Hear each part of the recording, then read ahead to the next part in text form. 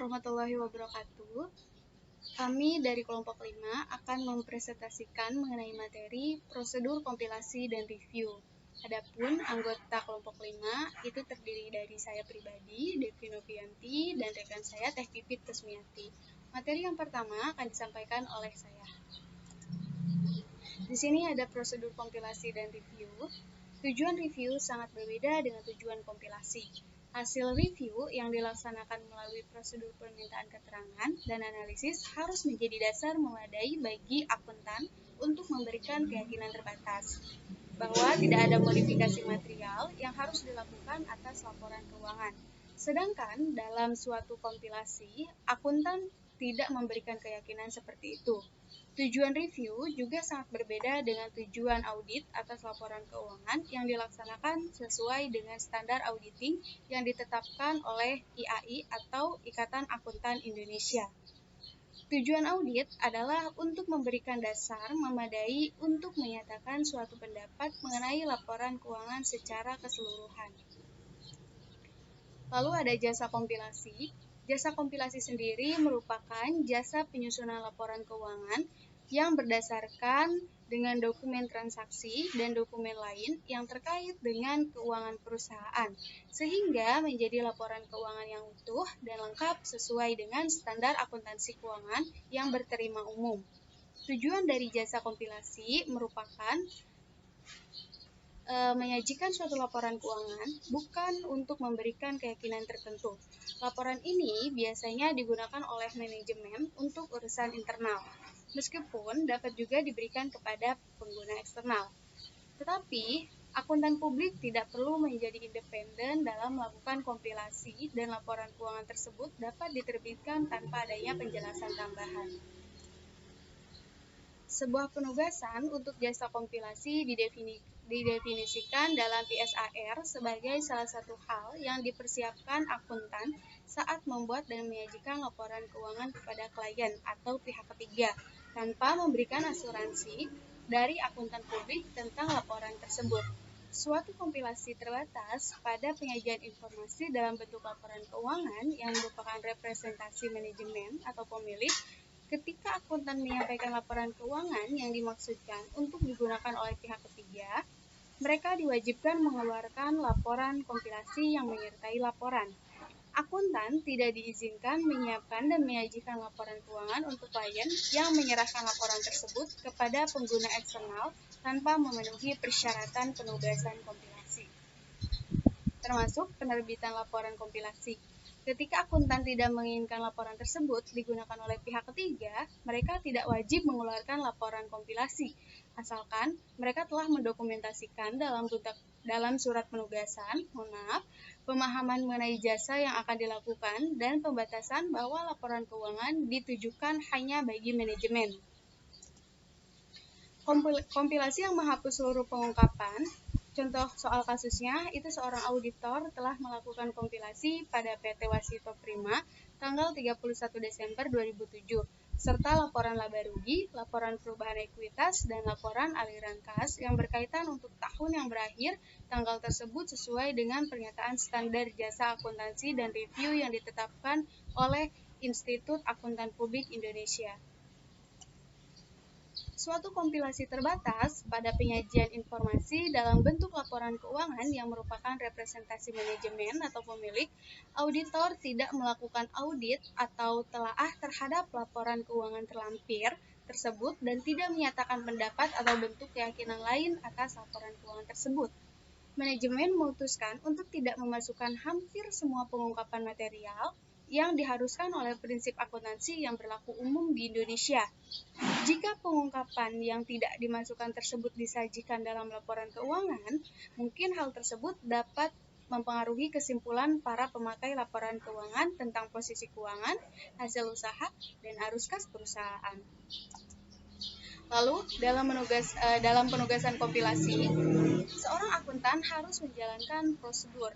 Nah, adapun 5 prosedur yang harus dijalankan, yaitu yang pertama, memperoleh pemahaman bersama klien mengenai jenis dan keterbatasan jasa yang diberikan dan penjelasan atas laporan jika laporan akan diterbitkan. Prosedur yang kedua, memiliki pengetahuan tentang prinsip-prinsip akuntan dan praktik industri klien.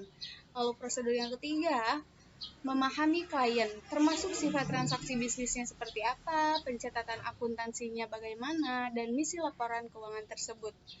Lalu prosedur yang keempat, itu melakukan tanya jawab untuk menentukan apakah informasi klien sudah memenuhi persyaratan atau belum. Dan prosedur yang terakhir, itu membaca kompilasi laporan keuangan dan berhati-hati dengan hal-hal yang tidak dimasukkan atau kesalahan dalam perhitungan dan GAAP. Bentuk laporan PSAR menyebutkan 3 jenis laporan kompilasi. Penggunaan masing-masing laporan bergantung pada keputusan manajemen untuk memasukkan semua pengungkapan yang diperlukan dalam laporan keuangan tersebut.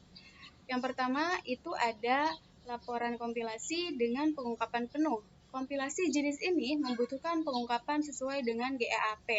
Laporan kompilasi yang kedua itu kompilasi yang menghilangkan seluruh pengungkapan. Dalam hal ini menunjukkan kata-kata yang tepat ketika akuntan mengompilasi laporan tanpa pengungkapan. Dan yang terakhir itu ada laporan kompilasi tanpa independensi. Seperti KAP dapat mengeluarkan laporan kompilasi meskipun laporan tersebut tidak independen dari klien, seperti yang didefinisikan oleh kode etik. Selanjutnya ada unsur-unsur jenis laporan kompilasi. Unsur-unsur jenis laporan kompilasi itu dibutuhkan dua. Yang pertama tanggal pada laporan akuntan.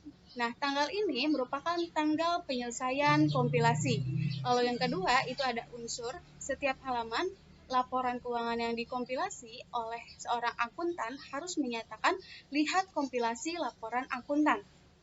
Apabila klien tidak menggunakan GAAP, maka auditor harus memasukkan modifikasi yang sama dalam laporan kompilasi yang digunakan dalam laporan telaah.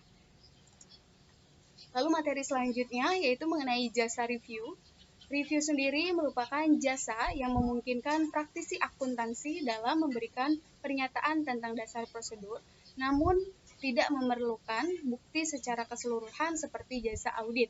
Artinya, ruang lingkup dari jasa review ini lebih sempit dan kurang detail seperti audit, sehingga jasa review hanya diberikan analisis dari ringkasan temuan dan rekomendasi terkait dari temuan tersebut. Sebuah penugasan jasa review memungkinkan keterlibatan akuntan dalam memberikan asuransi terbatas bahwa laporan keuangan telah sesuai dengan SAK, termasuk pengungkapan informatif yang tepat atau basis akuntansi komprehensif yang lain seperti basis kas akuntansi. Akuntan publik harus independen dari klien untuk dapat melakukan jasa review.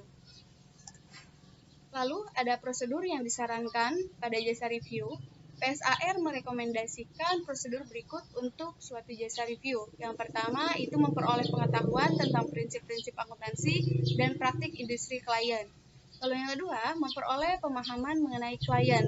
Yang ketiga, melakukan tanya jawab dengan manajemen.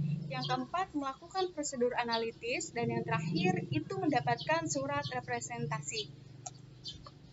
Berdasarkan prosedur tersebut, seorang akuntan bisa jadi akan memperhatikan bahwa terdapat informasi yang tidak benar, tidak lengkap, atau tidak memuaskan dalam laporan tersebut. Jika demikian, maka prosedur tambahan harus dilakukan sebelum akuntan menerbitkan laporan standar jasa review. Di sini ada formulir laporan. Paragraf pertama sama dengan laporan audit, kecuali merujuk pada jasa review, bukan jasa audit. Paragraf kedua itu menyatakan bahwa telaah, terutama yang berisi tanya jawab dan prosedur analitis, ruang lingkupnya kecil dibandingkan dengan audit dan tidak ada opini yang dikeluarkan. Dan paragraf ketiga menunjukkan asuransi terbatas dalam hal asuransi negatif, bahwa kami tidak memperhatikan adanya modifikasi material yang harus dilakukan terhadap laporan keuangan. Materi selanjutnya akan dijelaskan oleh rekan saya, Teh Pipit. Untuk Teh Pipit, waktu dan tempat saya persilakan.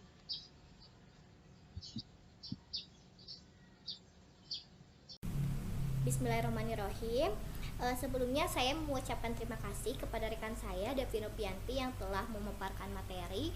Untuk materi selanjutnya akan disampaikan oleh saya terkait kesalahan dalam mengikuti GAAP atau Generalized Accepted Accounting Principle. Nah, seperti yang telah dipaparkan sebelumnya terkait dengan laporan review. Nah, jika dalam laporan review tersebut klien itu tidak mengikuti GAAP, maka laporan tersebut harus dimodifikasi. Nah, laporan ini harus dapat mengungkapkan dampak dari perbedaan seperti yang telah ditentukan oleh manajemen atau prosedur review akuntan. Dan bahkan jika dampak tersebut belum ditentukan, maka pengungkapan itu harus muncul pada laporan paragraf yang terpisah. Selanjutnya, pelaporan jika akuntan tidak independen. Akuntan itu tidak dihalangi untuk menerbitkan laporan yang berkaitan dengan kompilasi laporan keuangan untuk suatu entitas yang tidak independen misalnya. Jika akuntan publik tidak independen, maka ia harus secara spesifik mengungkapkan ketidakindependennya tersebut. Namun, alasan tidak independennya itu tidak boleh dijelaskan. Jika akuntan tidak independen, yaitu harus memasukkan pernyataan seperti kami tidak independen dalam hubungan kami dengan PT XYZ, itu dicantumkan di paragraf terakhir pada laporannya. Selanjutnya, pelaporan akuntan mengenai hasil review atas laporan keuangan.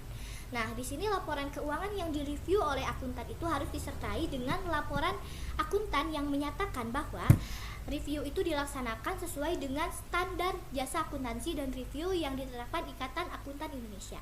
Dan semua informasi yang dimasukkan dalam laporan keuangan adalah penyajian manajemen atau pemilik entitas tersebut.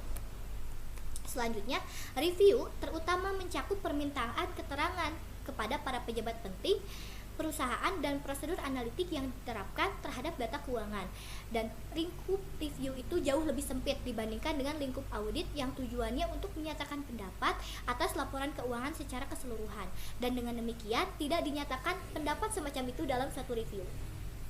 Yang terakhir, bahwa akuntan itu tidak mengetahui adanya suatu modifikasi material yang harus dilakukan atas laporan keuangan agar laporan tersebut sesuai dengan prinsip akuntansi yang berlaku umum di Indonesia. Nah, selain dari perubahan jika ada yang telah dinyatakan itu dalam laporan akuntan. Selanjutnya, penemuan kemudian fakta yang telah ada pada tanggal laporan akuntan. Nah, di sini setelah tanggal laporan akuntan atas laporan keuangan yang dikompilasi atau direview, akuntan itu mungkin mengetahui bahwa terdapat fakta yang telah ada pada tanggal laporannya yang mengakibatkan akuntan berpendapat bahwa informasi yang diberikan oleh entitas tersebut tidak benar, tidak lengkap, atau tidak memuaskan seandainya ia telah mengetahui fakta tersebut di dalamnya. Nah, dalam situasi seperti ini, akuntan itu harus mempertimbangkan pedoman dalam menentukan langkah yang memadai dengan mempertimbangkan perbedaan tujuan perikatan kompilasi, review, dan juga audit. Selanjutnya, perubahan dalam perikatan dari audit ke review atau kompilasi, atau dari review ke kompilasi. Nah, akuntan yang mengadakan perikatan untuk mengaudit laporan keuangan suatu entitas non-publik sesuai dengan standar auditing yang telah ditetapkan oleh Ikatan Akuntan Indonesia, mungkin sebelum penyelesaian auditnya diminta untuk mengubah perikatannya ke perikatan review atau kompilasi laporan keuangan. Nah, permintaan untuk mengubah perikatan tersebut mungkin diakibatkan oleh perubahan keadaan yang mempengaruhi kebutuhan entitas tersebut untuk suatu audit. Nah, salah pengertian tentang sifat suatu audit atau alternatif review atau jasa kompilasi yang semula tersedia, atau pembatasan terhadap lingkup audit yang dilakukan oleh klien atau yang disebabkan oleh keadaan. Selanjutnya ada standar audit report, sistem audit report 200 tentang pelaporan atas laporan keuangan komparatif. Nah, di sini seksi ini menetapkan standar untuk pelaporan atas laporan keuangan komparatif entitas non-publik bila laporan keuangan untuk satu atau lebih periode yang disajikan telah dikompilasi atau direview. Nah, di sini bila laporan keuangan komparatif disajikan, akuntan harus menerbitkan laporan semestinya yang mencakup setiap periode yang disajikan, dan akuntan juga dapat memodifikasi laporannya berkaitan dengan satu atau lebih laporan keuangan untuk satu atau lebih periode, sementara menerbitkan laporan yang tidak dimodifikasi atas laporan keuangan lain yang disajikan. Selanjutnya ada laporan bentuk baku akuntan penerus.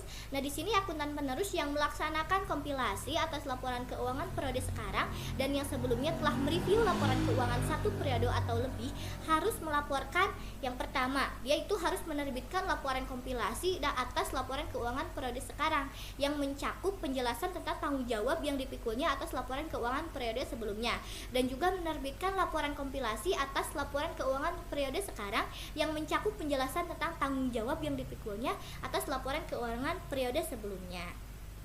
Selanjutnya ada pengacuan yang diubah oleh akuntan penerus ke penyimpangan dari prinsip akuntansi yang berlaku umum di Indonesia.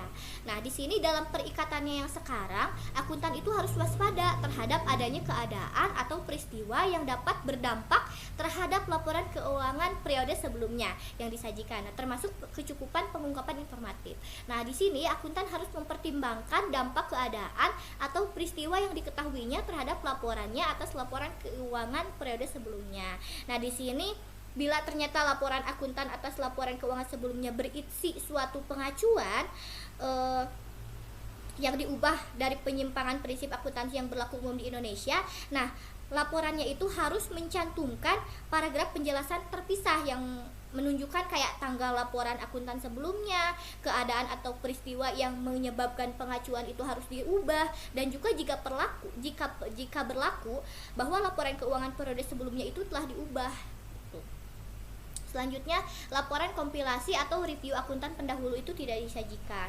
Nah, di sini akuntan pendahulu itu harus melaksanakan prosedur sebelum melakukan penerbitan kembali laporan kompilasi atau laporan review atas laporan keuangan periode sebelumnya, seperti harus membaca laporan keuangan periode sekarang dan laporan akuntan pengganti, harus membandingkan laporan keuangan periode sebelumnya dengan laporan keuangan yang diterbitkan sebelumnya dan dengan laporan keuangan periode sekarang, dan juga memperoleh surat dari akuntan pengganti untuk menunjukkan apakah ia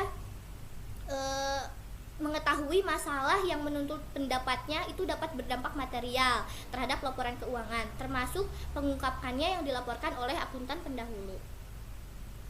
Selanjutnya ada SAR 300 terkait laporan kompilasi atas laporan keuangan yang dimasukkan dalam formulir tertentu. Nah, di sini jika akuntan itu menjadi tahu tentang penyimpangan dari prinsip akuntansi yang berlaku umum di Indonesia selain penyimpangan yang mungkin dituntut oleh formulir tertentu atau perintah yang bersangkutan, yaitu harus mempertimbangkan bahwa penyimpangan tersebut sama dengan suatu penyimpangan dari prinsip akuntansi yang berlaku umum di Indonesia dalam menentukan dampaknya terhadap laporannya. Dan di sini akuntan itu dilarang untuk menandatangani suatu formulir laporan yang telah dicetak sebelumnya yang tidak sesuai dengan panduan.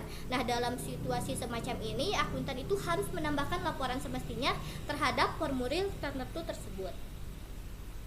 Selanjutnya ada SAR 400 terkait komunikasi antara akuntan pendahulu dengan akuntan pengganti. Nah, dalam komunikasi ini, akuntan pendahulu itu dituntut ya untuk memberikan tanggapan secara segera dan secara penuh. Jadi seksi 400 ini memberikan panduan tentang permintaan keterangan tambahan yang dapat dilakukan oleh akuntan pengganti kepada akuntan pendahulu dan tanggapan akuntan pendahulu untuk memudahkan pelaksanaan perikatan kompilasi atau review. Nah, di sini juga akuntan pengganti itu harus tahu tentang informasi yang membuat ia yakin bahwa laporan keuangan yang dilaporkan oleh akuntan pendahulu itu mungkin memerlukan revisi dan meminta klien mengkomunikasikan informasi ini kepada akuntan pendahulu. Selanjutnya, permintaan keterangan tentang penerimaan suatu perikatan. Nah, di sini akuntan pengganti ini tidak diharuskan untuk berkomunikasi dengan akuntan pendahulu dalam kaitannya dengan penerimaan suatu perikatan kompilasi atau review. Namun, ia dapat memutuskan untuk melakukan komunikasi tersebut. Sebagai contoh, jika terdapat kondisi seperti informasi yang diperoleh tentang calon klien dan manajemen dan pemiliknya itu terbatas atau tampaknya memerlukan perhatian khusus. Lalu adanya perubahan akuntan terjadi jauh setelah akhir periode akuntansi yang dicakup oleh laporan keuangan yang harus dikompilasi atau direview, dan juga seringkali terjadi penggantian akuntan. Laporan keuangan yang dilaporkan oleh akuntan pendahulu. Nah, jika dalam pelaksanaan perikatannya akuntan pengganti menjadi tahu tentang informasi yang menyebabkan ia yakin bahwa laporan keuangan yang dilaporkan oleh akuntan pendahulu kemungkinan melakukan revisi, ia harus meminta kliennya untuk mengkomunikasikan informasi tersebut kepada akuntan pendahulu. Sekian pemaparan materi dari kelompok kami, kelompok 5 terkait prosedur kompilasi dan juga review. Mohon maaf apabila banyak kesalahan ataupun kekeliruan. Semoga menambah wawasan dan ilmu bagi rekan-rekan semuanya. Terima kasih. Wassalamualaikum warahmatullahi wabarakatuh.